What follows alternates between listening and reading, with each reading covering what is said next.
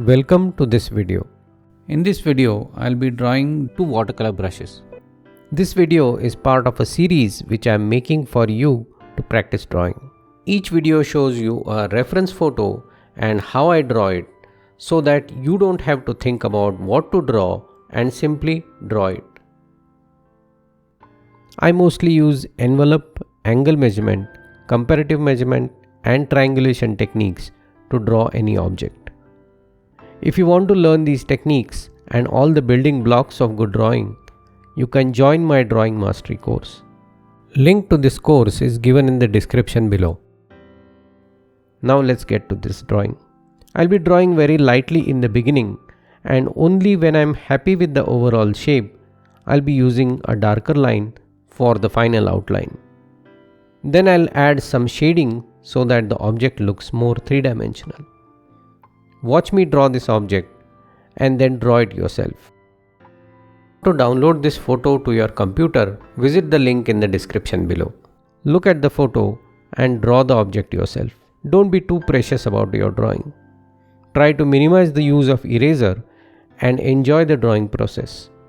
With each drawing, you will only get better.